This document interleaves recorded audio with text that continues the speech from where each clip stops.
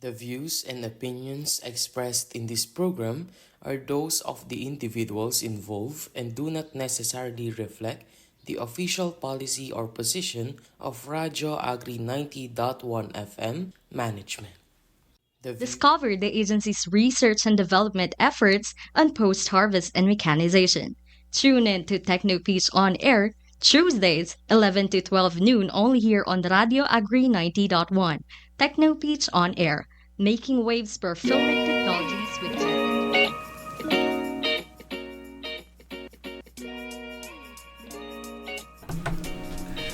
Good morning to all our listeners on air and online. Welcome to the episode 4, season 2 of TechnoBeach on Air, making waves for filmic technology. Only here on Radyo Agri 90.1 FM, kasaganaan para sa bayan. We are your program host, Jonah Paulo. And I'm Jet Subaba. We are bringing you the latest in post-harvest and mechanization. And we introduce technologies that matter to the farmer and fisher folk. Again, you're tuning in to TechnoPeach on Air, making waves for filmic technologies. Yes! Good morning! Good morning mga karadyo Agri. Good morning partner! Yes, good morning Ayan. partner. Binabati natin ng good morning lahat ng ating mga tagapakinig on air at online. Online, Kung kayo syempre. po ay nasa biyahe, nakikinig sa inyong sasakyan, sa radyo, sa mga nasa bukid pa rin, kung mayroon pa man hanggang sa oras na ito. Isa pong mainit at magandang umaga po sa inyong lahat. And of course, binabati natin Syempre ang our ating director. Yes, Director for Dr. Junicio G. Alvindia. And Of ang course, ating our Deputy Director, Joel Vidator, all the members of the Management and Execom Committee, Yes.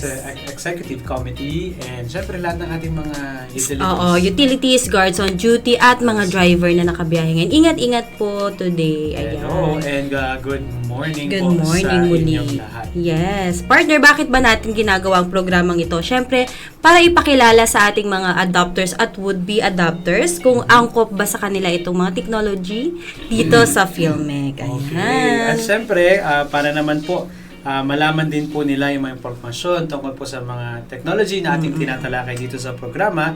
Kaya naman po, if you are interested and you have queries, questions, if you have comments about our topic, no, lalo ngayon, ating episode 4, season 2, ay maaari po kayong mag-comment sa comment section sa ating live stream.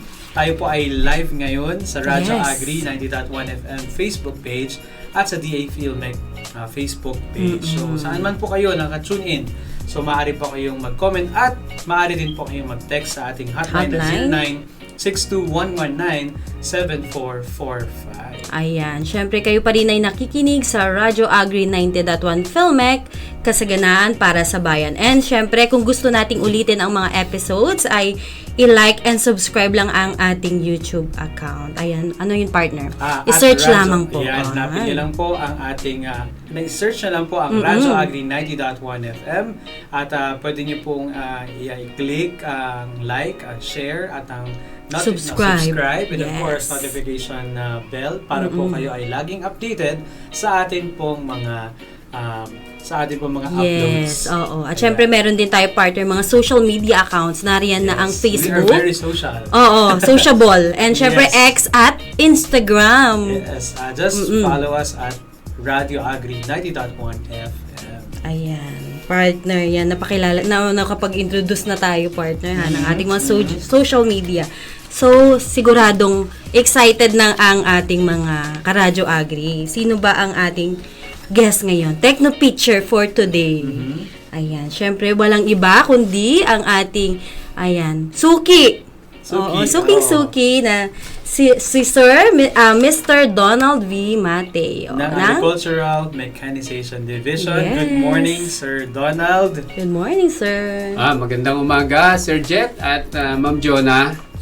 Maraming salamat at ako inyong in-invite ngayong umagang ito Yes, upang sir. i-share naman ano yung ating technology at ano yung maaring maging tulong nito sa ating mga kliyente or farmers na ito yung kanilang commodity. Yan. Sir, baka mayroon kayong gustong batiin. Ayan. Of course, binabati po namin lahat po ng nakikinig sa ating Agri Radio at lahat lahat ng farmers, of course. Pangunahin po kayo sa amin, mga kapatid na magsasaka. Ano po, kasi lagi nating naririnig, kayo yung Yes, naman. isinasangkalan para daw sa farmers. Pero tayo naman, gagawin po natin yung pwede nating maitulong maski sa mumunting bagay upang gumaan naman po ng kaunti ang ating mga aktibidad sa ating pagsasakahan. Kung ano man po yung mga technology na ini-introduce po namin sa inyo, ito po ay para po makagaan sa inyo at ma-improve po yung inyong sistema sa pagbubukid man o sa pagpoproseso ng ating mga agricultural products. Yes. Grabe partner, bumabati pa lang yan. Kaya nga, parang may pa-introduce na talaga. Parang no? meron ng information Oo. agad tayo nakukuha kay sir. Ayan. Ganun siya Siyempre, Sir Donald yan. Yes, Ayan. okay. Pero And bago ang lahat, partner, of course, ano ba ang topic natin ang ngayon? episode natin ngayon will feature the soybean sorter. Sorter, So, Philmec developed yes. soybean sorter. Ayan, bago tayo mag-proceed sa main topic natin, syempre, ipakilala muna natin kung ano ba, sir, ang karaniwang ginagawa ng isang researcher dito sa Philmec, na katulad niyo. At dito, pagdating sa mga gawain ng isang researchers, unang-una, ipapakita sa amin yung problema ng isang aspeto ng pagsasakahan. Focus tayo dun sa post-harvest. Halimbawa, may isang commodity na nakasama dun sa banner program ng Department of Agriculture. Ito yung mga priority. Ibig sabihin, hindi naman po nangangahulugan na yung ibang commodities ay hindi na po natin gagawa ng research on post-harvest and mechanization. Nagkataon lamang po na itong mga nakalista na banner commodities sa ating Department of Agriculture, ito po yung may mga potential na malaki ang maitutulong sa ating ekonomiya. At yung iba naman po ay mga bagamat maliliit, ito naman yung mga within the localities or local ang ating application o local consumption. Ito rin po yung mga nangangailangan ng technical na suporta. So, ganun po natin tinitingnan.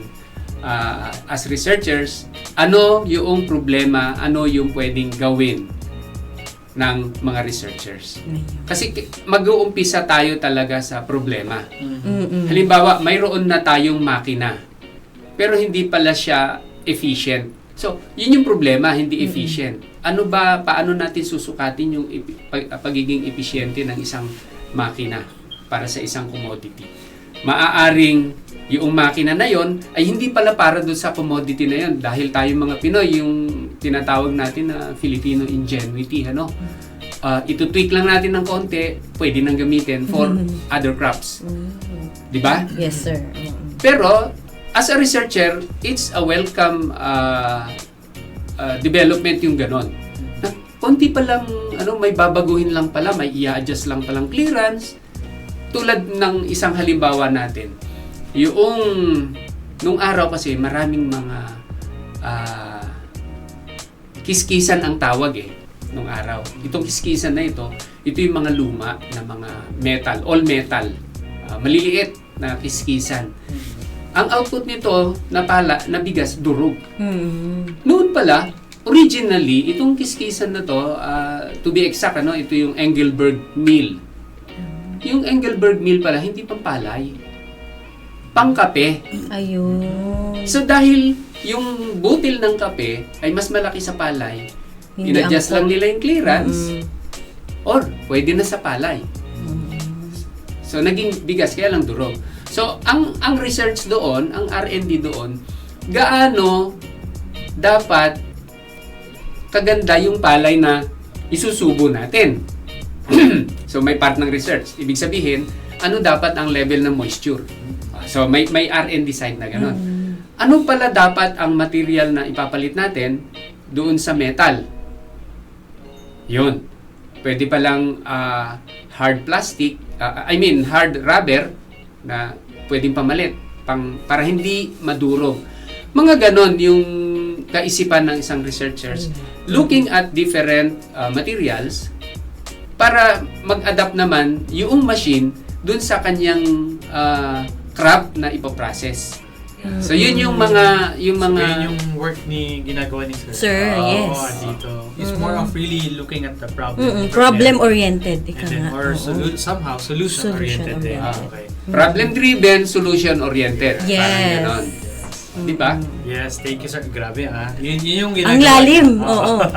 Okay, so talking about the problem sir, ang focus natin today itong soybean sorter.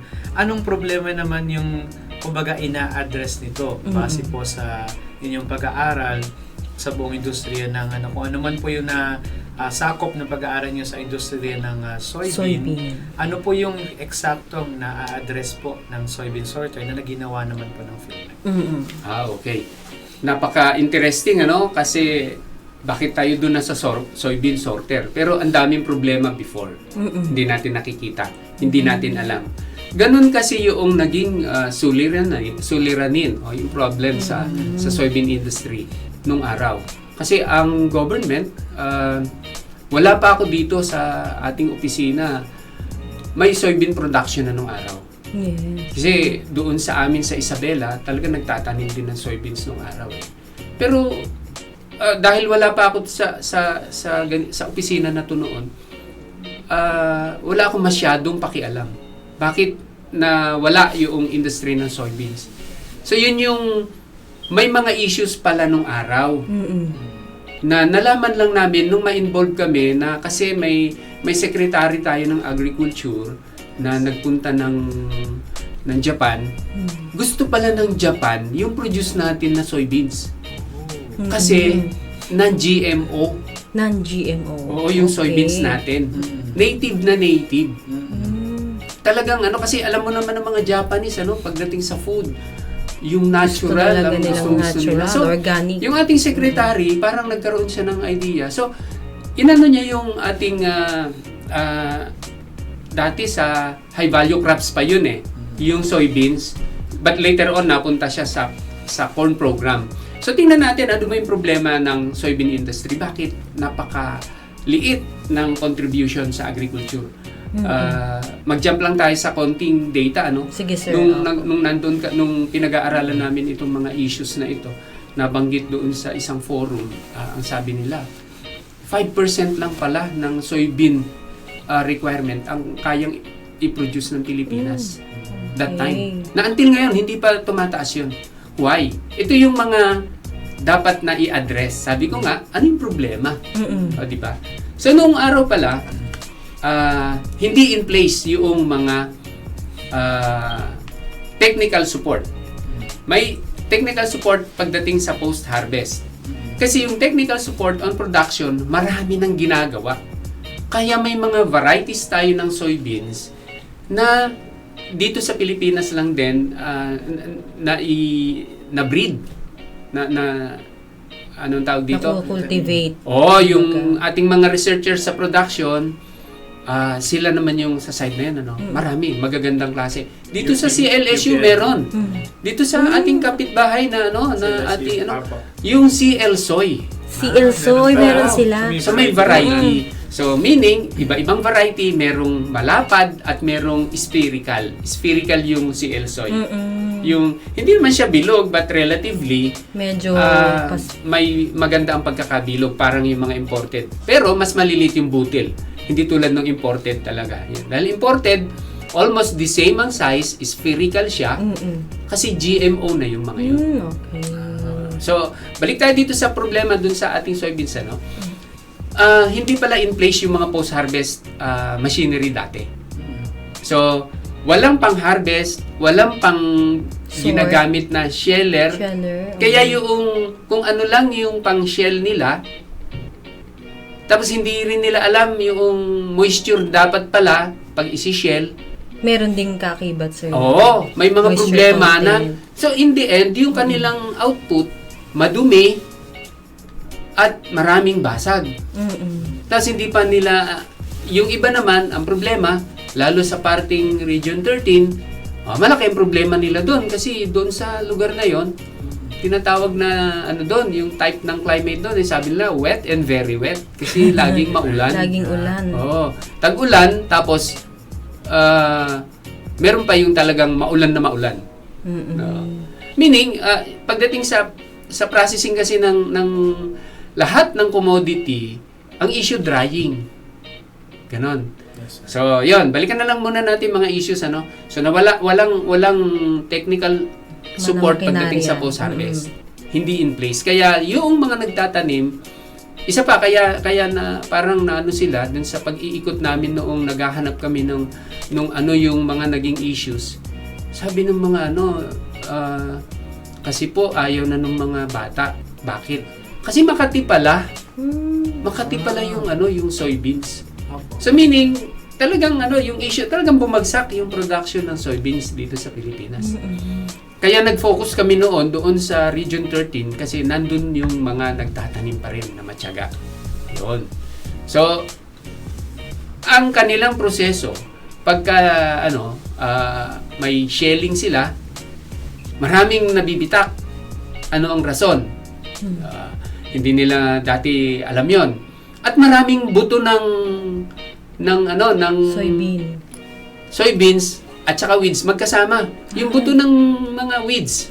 May mga weeds kasi Napapahalo, sir, napapahalo. Kaya pagdating sa marketing, problema na naman. Kasi minimenos na.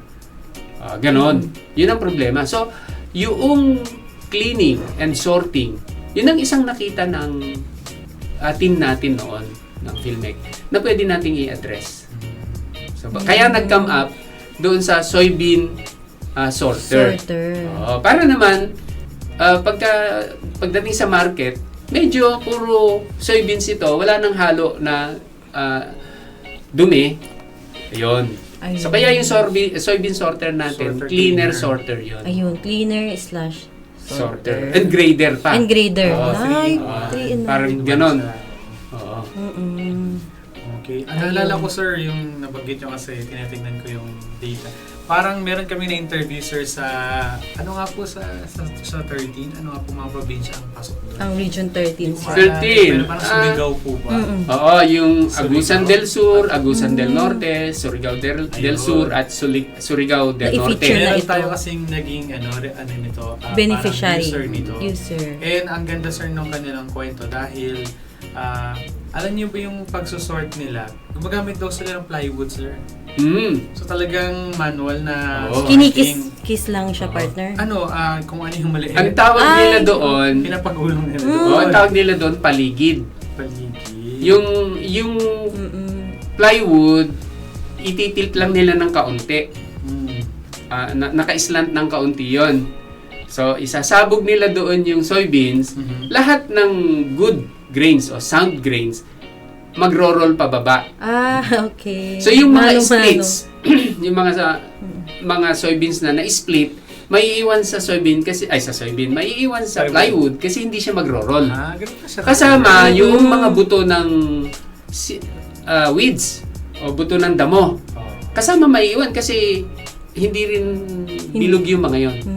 So, ganun At magaan yung paligid. siguro, sir, no? Oo. Ganun sila nagsusort. Mano-mano And it talaga. really takes them time daw, sir. Ay, oo. Kasi Kaya- yung oras na gugugulin nila doon, napakahaba.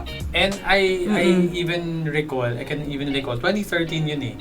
I can even recall na talagang totoo yung wet and very wet. Kasi talaga yung pagpunta namin doon. Maulan. On our way, hindi naman umuulan. Pero nung after few minutes, umuulan na. Nakasakay pa kami sa pick up. Sa likod. Di ba? Saya-saya pa namin eh. Maya-maya ulan na. Tapos yun daw ang problema talaga doon, sir. Parang alternate with rice po ba ang ginagawa nila? Parang ganun po yung ginagawa nila, sir. Hindi. Meron talagang farm sila devoted sa soybeans and corn. Hindi sa rice field. Mas marami yung corn and soybeans. Corn and soy. Corn. soy. Mm. Hindi Kasi masyado sa rice. Oo. Yun kasi yung yung lugar kasi doon dahil maulan, pagka bumabaha yun ang kagustuhan naman ng soybeans.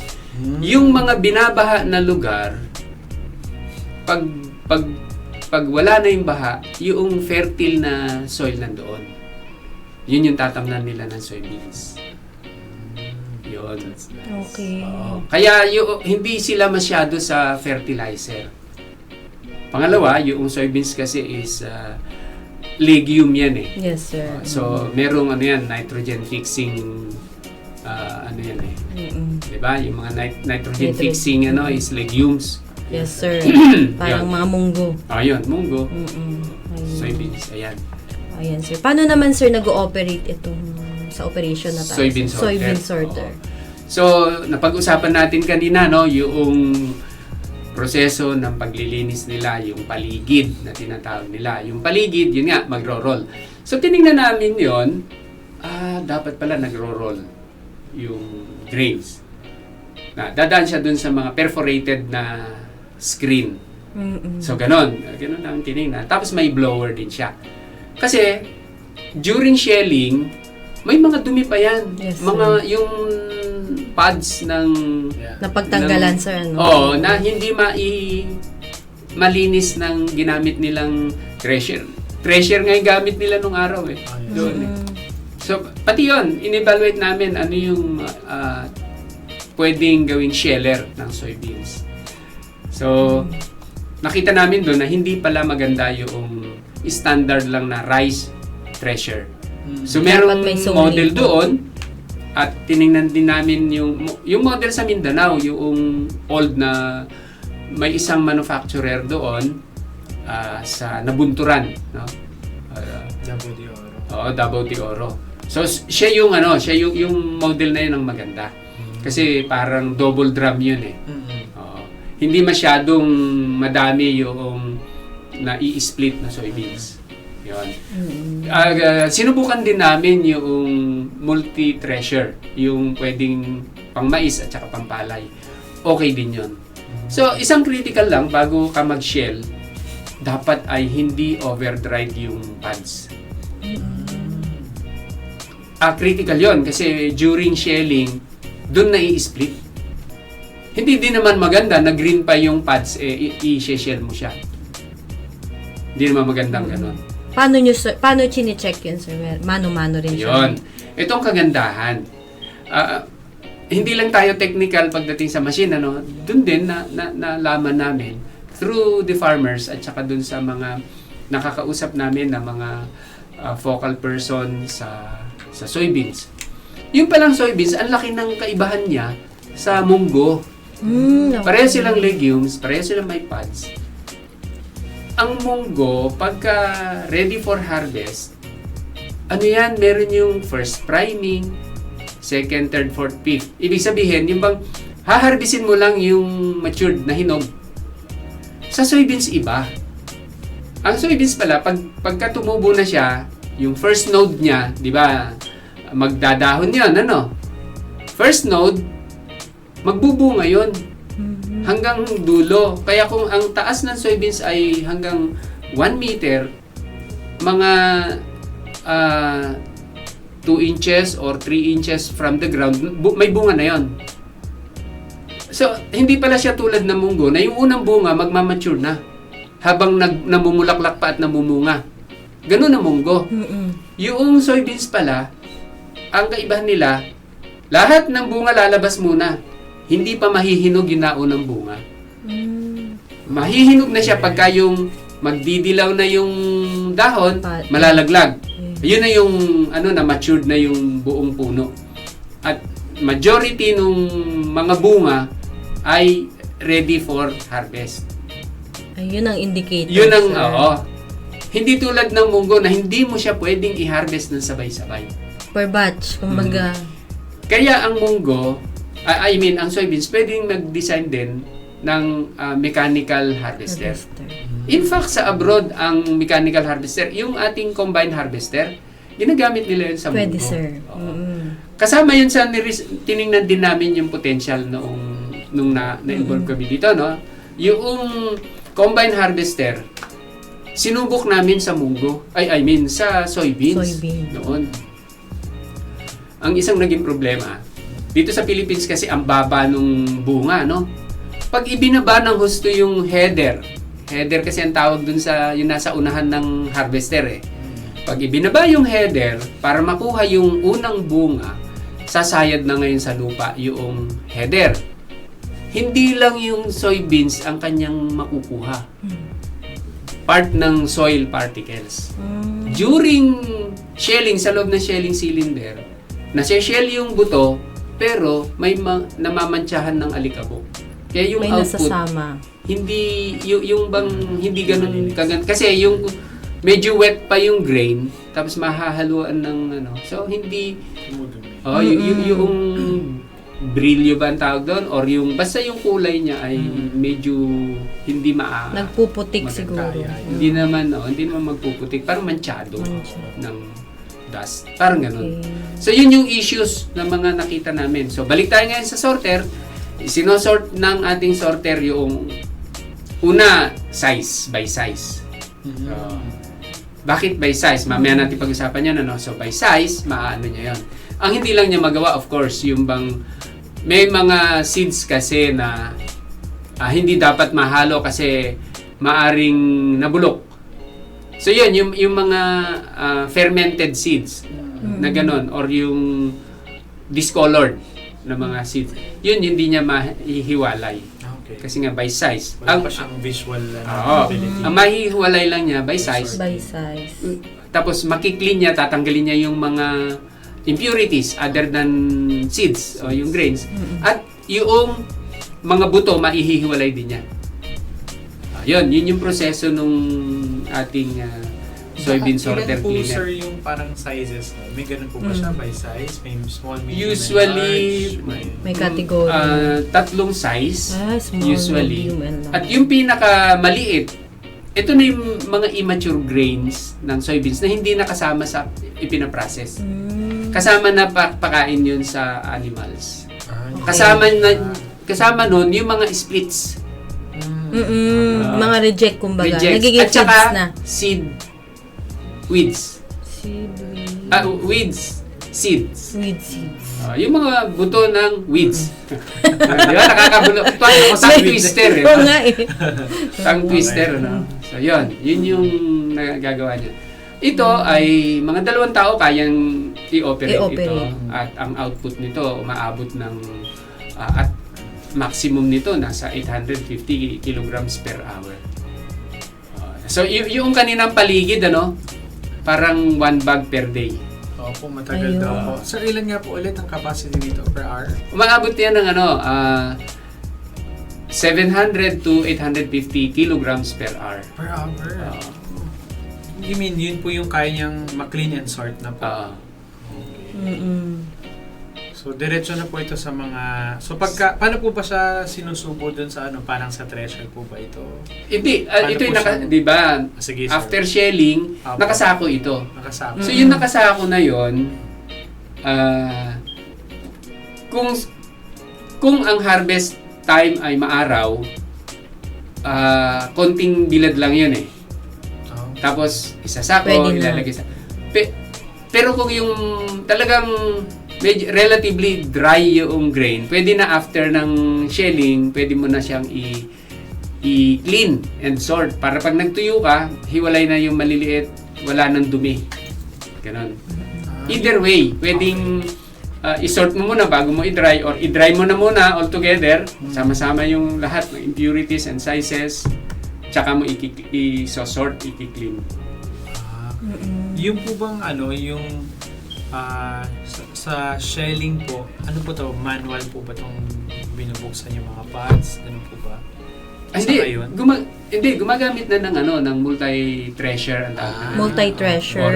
Oo, kasi yun ang isa, pagka pinag-usapan kasi natin threshing, laging palay yun eh. Yes, So, sir. kasi stripping yung process.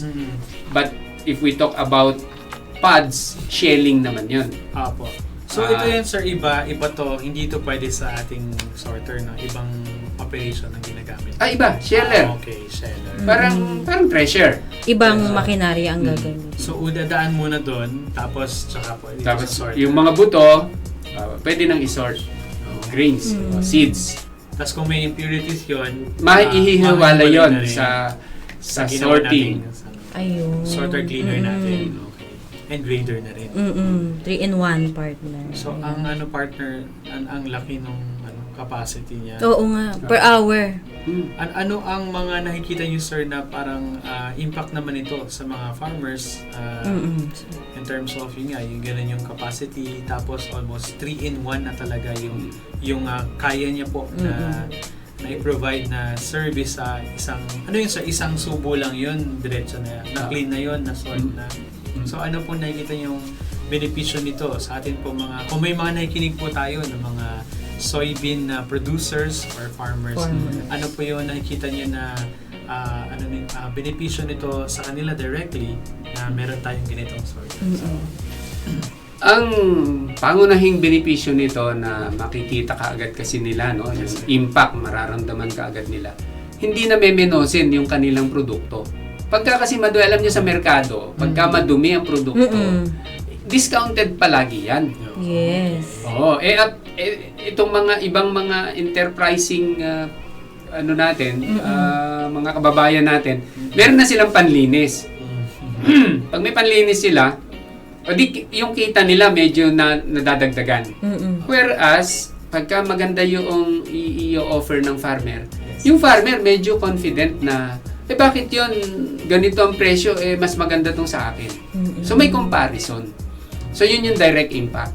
Pangalawa, yung design kasi nung ating machinery na ito, no, hindi lang kasi nagkaroon ng follow-up, but we can use it to other similar grains.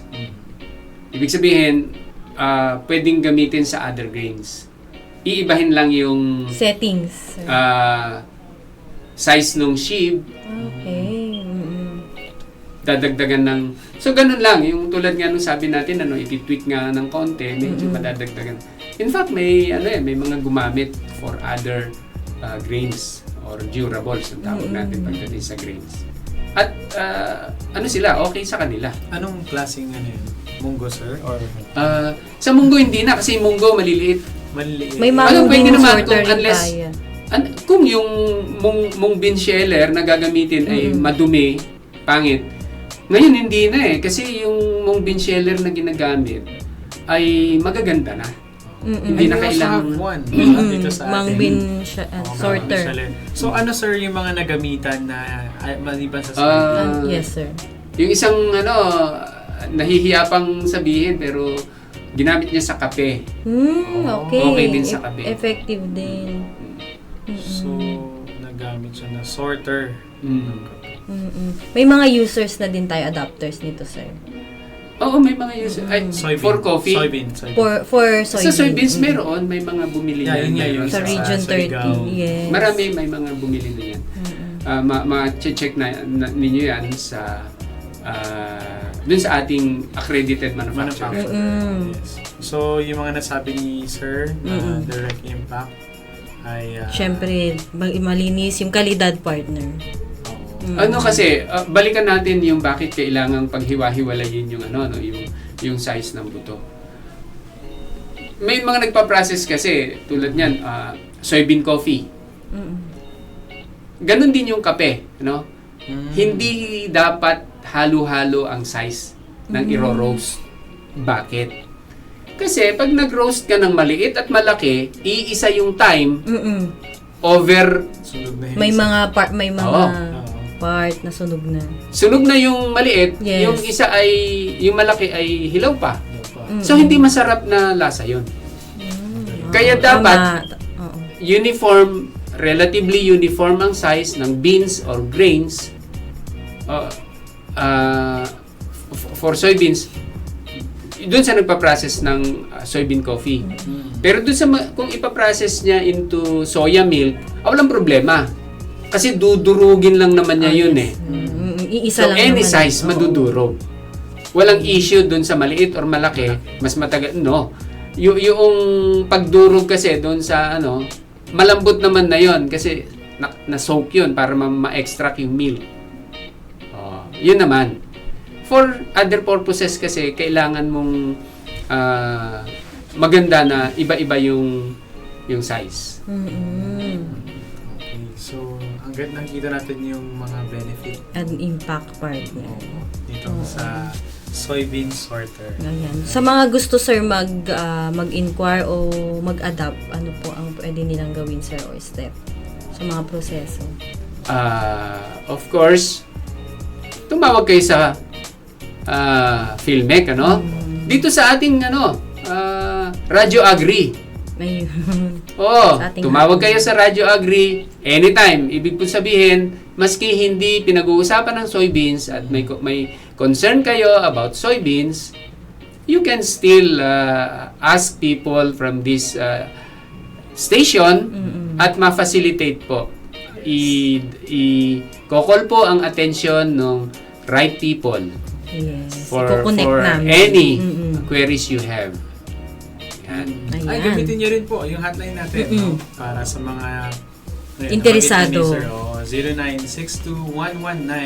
0962-119-7445. Kung kayo nakikinig ngayon, pwede na kayong tumawag actually. Kung gusto yung makidiskusyon sa amin, so maaari din kayong mag-comment po Mag-comment, sa ating oo. live Sa mga stream. may Meron ba tayong katanungan. mga comments so far? Ayan. Siguro Sir Jed, Ma'am Jonah, maganda din not just asking. They can also share. Yes. Ano yung kasi tayo naman dito, hindi yung we are not the expert. Kung may mga practices na sila sir, best Yes. practices. It will help us a lot. Kung ano yung mai-share nila, titingnan natin scientifically para mai-adapt. May consider. Oo. Yes. Oo, tignan nyo, may mga nakikinig po tayo sir ngayon mula Yes. sa Zamboanga siguro to. Oo. Zamsur Gofemco, MPC. Hello po, sir or ma'am ba to? Sir Usi. Usi Mamadra. Hello po. Hello din Ayan. po, kay Sir Salvacion Yasay. Ayan. At kay Ma'am Salvacion. Yes, babae. Ma'am Ayan, Salvacion. Ma'am And Salvacion, babae. Ariefe Magora Mariano. Hello po. Ayan. And sa ating nakikinig. Jonah Paulo na ito. Ako lang Jonah yan. Paulo din po. O, baka may mga katanungan sila. Ayan na, Oo, oo. sir. Baka meron po kayong mga katanungan. Saan ka ba naka-check? Sa DA Filmec. Naka-live din po tayo sa DA Filmec. So, sa Radyo Agri. So, yan po ang pinag-uusapan po natin sa mga katutune-in lang po ay ang ating Filmec develop soybean sorter, cleaner, and actually grader din siya. So, ito po ay ginagamit natin. Pinamimigay natin ito. Actually, hindi natin pinamimigay. Ito ay part Ng ating mga R&D outputs. yes. At meron through tayong our agricultural machinery, mga suppliers, accredited manufacturers. manufacturers. Yes. Okay, so Ayan. ano pang mga question natin na partner? Or baka Para may tayo- mensahe si sir dahil na-cover niya na halos eh. Oo, kasi naikwento nakikita naman lahat. natin kung paano nakatulong ito sa mga farmers. Directly, more of giving them confidence na Yes. malinis kasi. So, pag malinis yung yung produce mo, mas siyempre yung Mas, value niya oo, yung tumataas. quality nandun At saka, na. you can demand actually higher. Tama. So, you see, ganun natin ginagawa sa lahat ng mga pitches na ginagawa natin dito, napapansin natin yung trend na it all starts with the problem. And then, that's how Filmic works. Because we cannot introduce something new lang just Yes. because we want to. So, it's really on deriving our solutions from those problems. And from there, thank God, we have the best people. So far, syempre, meron pa nagtutrain pa din sila to become better. Pero we have the best people to address yung mga especially post-harvest and processing natin ng mga problems gaya na nga dito sa soybean sorter. So, ang ganda sa mga sa mga youth, mga aspiring na mga researchers. Ayan. So, kung kayo nakikinig, ay natututunan natin na more thoroughly kung paano ba nag-work ang isang researcher, paano ba nagre-respond sa mga need, at really nakikita natin yung openness ba. Hindi nagugustuhan ko sa sinasabi ni Sir Donald na parang if ito nakikita nila or napapansin nila na effective yung mga farmers specifically, open tayo doon. Oo, involve partner yung mga beneficiary. We Yun ang will maganda. try na i-explore ito. Hindi sinasabi na palaging May Eto, bawal yan. yes. Hindi yan pwede, ganun. Ang ganda na, ganun isang Oo, at researcher. ini-instill Nakikita natin, hindi ganun partner, kasama Oo, siya. oo. Collaborative itong Yes, ating it's mga part project. of how we develop what is existing. Yes, oo. Ang ganda, dami natutunan kay Oo nga Sir, eh. no? Oo. Mukhang invite natin siya ulit. Yes, hindi lang ito, syempre, ang last. Ayan. Yes, oo. Yan. Kung meron So, kayong mensahe, sir, ayan. baka may mensahe kayo, sir, sa meron tayong mga nakikinig na mga especially yung mga soybean sorter or hindi man ngayon nakikinig, baka makita nilang replay natin and they are interested Yes. and they wanna know anong ginagawa ni Philmec para sa soybean as somehow right now ikaw ang pinaka-spokesperson, sir, kasi you're in charge of this this technology. Any message, sir, that you can share sa ating mga manonood? Ito po ang inyong camera para po Yes, sir. ma-address sila. Maraming salamat Sir Jet at Ma'am Jonah, dahil binigyan niyo ako ng pagkakataon ngayon para ano naman yung maaari kong masabi sa lahat ng ating mga tagapakinig. Unang-una, maliit man po siguro yung contribution ng mga ganitong mga programa na ginagawa po namin, but mas happy po kami na i-share kung ano yung pwede naming ma-share sa ating mga nakikinig. Sana po ma-encourage natin yung ibang mga farmers na hindi pa nila masyadong kilala ang Radyo Agri para makinig din. Not only farmers, kasi ang youth natin, yan yung ating isang advocacy dito sa Philmec, Youth for Mechanization. Kasi unang-una, kami matatanda na so we are looking at young people to continue what we are doing here. Kaya ang challenge ngayon, dumami sana yung nakakaalam ng maliliit na bagay na makakatulong sa maliliit na problema ng ating mga magsasaka. But remember, yung national problem ay problema ng rural area. At ang nasa rural areas natin, karamihan farmers. Pero kung ang mga bawat farmers natin ay masosolve nila yung kanilang mga problema, not only here sa mga pakikinig sa Radyo Agri, other may mapapakinggan sila sa ibang istasyon na iba naman yung topic. Halimbawa about pagtatanim ng puno.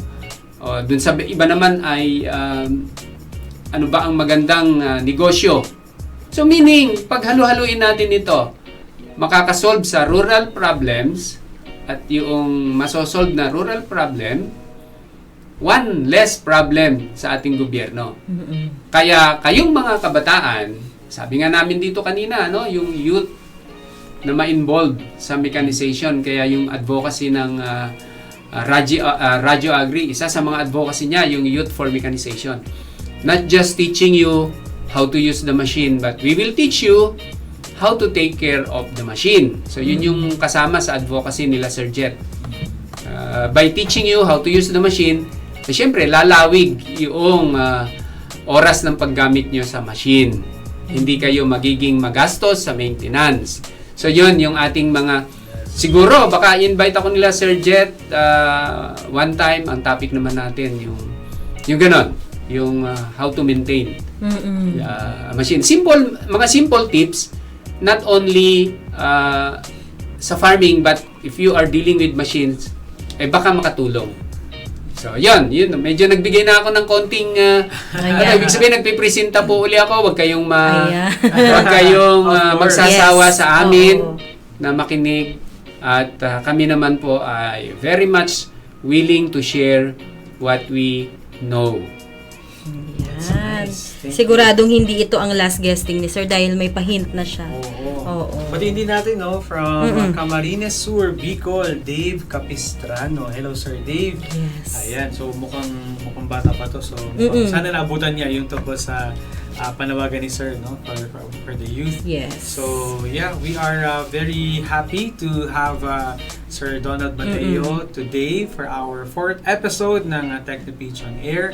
And marami pa po na pwede pa po natin pag-usapan dito po sa Technopeach. So, always tune in every Tuesday, 11 to 12 noon. Dito lang po sa Radyo Agri 90.1 FM, and we will continue to feature lahat po ng mga solutions na ginagawa Yes. ng Filmec, so we can help na mapababa, gaya ng binabanggit ni Sir, ma-resolve yung mga problems Problema. na kinakaharap ng ating bansa pagdating sa food production, and ultimately achieve food security. Because at the end of the day, yun naman ang Ating gusto end natin, na goal, may yes. pagkain. Kaya nga hinihimok din ni Sir Donald ang partisipasyon ng mga kabataan, because the food of our future belongs to the hands of our youth today. So yeah, we Tama. hope na we get to see you be part, either an inventor, a researcher, a farmer, whatever na pwede niyong pasukan na trabaho sa agricultural workforce, so you can add to securing the food of our nation. Yes. Baka may gusto pang mga batiin ang ating guest, Sir Donald. Sir, Oo. mga Ah, minamahal mo po na gusto kong batiin nag-iisa. yung mga talagang avid fan ng Radyo Agri, yung ating mga taga dito sa Applied Com Division. Ano? Uy. Yes. Kasi nagtampo sila nung one time, hindi ko daw man lang binate. Ayan na. Opo. So of course, lahat ng mga empleyado ng Filmec na nakikinig, sama-sama tayo sa ating advocacy, ano? At sa mga other agencies, baka may mga naka-tune in. Welcome po na kayo ay maging bisita dito. Magkaroon tayo ng ganitong palitan ng kuro-kuro. Ilahad nyo sa amin yung inyong mga expertise. Ganon din kami. Sharing ba? Parang Yes, ganon. sir. Yes. So, binabati din po namin kayo. At sana makasama namin kayong mag-ingay para po tumaas yung level ng pakikinig sa mga tama at siyentipikong pamamaraan ng ating food production. Yan. Sabi nga ni Sir Jet, at the end of the day, mayroon ba tayong kakainin? Yes. So, wag na yung isasaing, yung kakainin ka agad, kasi any food that we eat, not necessarily isasaing. Yun. Yes. Sir, may Ayan, may nagkakain sa inyo. pahabol. Si Ginoong Samuel Bakiran Carino. Ay, Sir Samuel, I will call you. Kasi napakaganda nung ipopropose kay Sir Bong. Si Sir Bong yun eh. Ayun. Matagal na po nating kaibigan si Sir Bong Carino, Samuel Carino. Siya po ay president yan ng AMCC. Ayun, EMCC. Katulong po natin sila sa paggawa ng mga agricultural machinery. Okay. Member sila ng Manufacturer. AMDA, but of course, nakakasama natin sa Filmec sila Sir Bong. Ayan. Ayan. Hello, sir. Samuel. Sir Bong! Ayan. Okay, so we had another very productive discussion on one of our technologies. Very rich discussion. Yes, Ayan, yun sir. pala, very rich discussion. Ayan, sir. Nagpapasalamat kami sa inyo, sir. At pinaunlakan nyo na naman kami, sir. Salamat Oo. po. At syempre, salamat sa ating mga tagapakinig sa Radyo Agri 90.1 FM at sa ating programa ngayong umaga. And we hope to see you again next Tuesday. Abangan nyo ang Yes. susunod nating ipipitch na technology ng Filmec, intervention ng Filmec, para up-to-date kayo sa lahat ng mga ginagawa ng Filmec para sa mga magsasaka at mga isda. Yes. This has been your host, Jonah. And Jet, And see you again next week, dito lang Tuesday. sa Techno Pitch on Air, Making waves for Filmec Technologies. Bye-bye! Bye!